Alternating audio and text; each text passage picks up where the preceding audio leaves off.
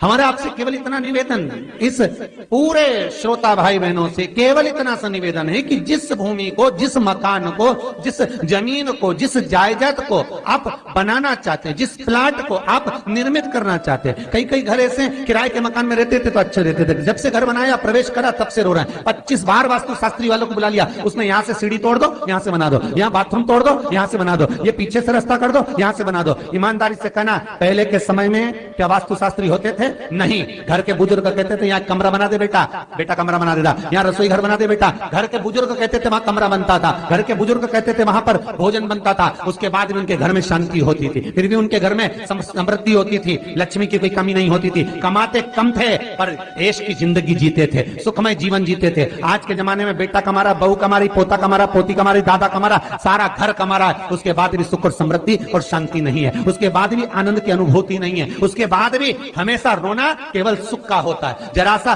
घर में 4 लोग रह रहे हैं पर चारों के मुंह भगोने जैसे रहते हैं, एक तपेले जैसा मुंह, एक भगोने जैसा मुंह, एक थाली जैसा मुंह, एक बल्टोई जैसा मुंह। सब कोई बोलने को तैयार नहीं, क्योंकि जब जब बोले तो बर्तन की आवाज आए तो बोलेगी। एक माँ बैठी टीवी के सामने, एक माँ बैठी, एक सोफे पे बैठा, बोले ही नहीं आपस में। वो सुख गया का महाराज।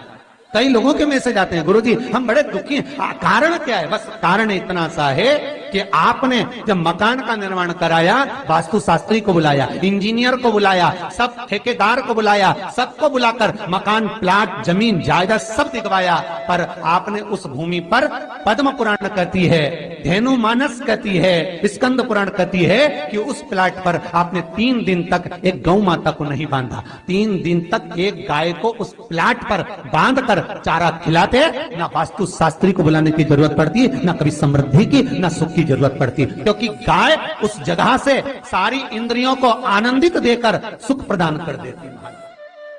उस जगह के सारी रोग, बीमारी, कष्ट, तकलीफ, दुख को गौ माता खींच ले। गौ माता जैसी जगत में कोई नहीं हो सकता। हाथ में घड़ी नहीं बांधती गौ माता, पर 4 बजे आपके यहाँ रोटी मिलती है तो 4 बजे खड़ी मिल जाती है। 3 बजे भोजन मिलता है तो 3 बजे आपके दरवाजे पे मिल जाती है। 1:30 बजे भोजन दोगे तो 1:30 बजे ही मिलेगी। 1:20 पे दोगे तो 1:20 पे ही मिलेगी। कोई घड़ी नहीं बांधती, फिर भी समय पर आ जाती है। क्यों? क्योंकि भगवान ने उसको ऐसा बनाया है, 33 कोटि देवताओं ने उसमें ऐसा विराजमान कर दिया है कि जगत का वो कल्याण कर सकती है। उसका एक एक अंश जीव का कल्याण करने वाला है, एक एक अंश जगत का उद्धार करने वाला है।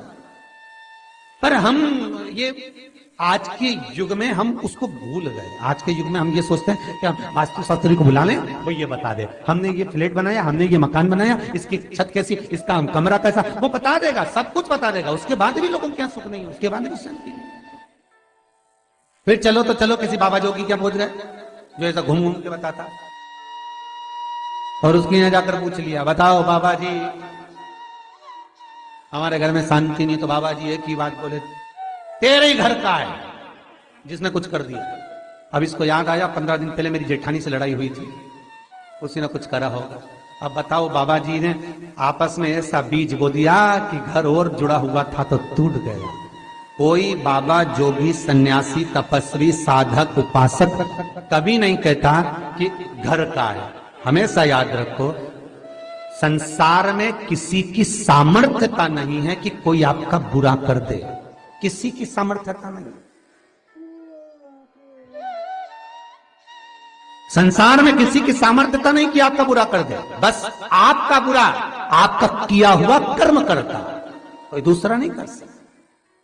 एक नींबू गिर गया दरवाजे पे तो 14 दिन तक नींद नहीं आई। सीसीटीवी कैमरे में देखो कौन पटक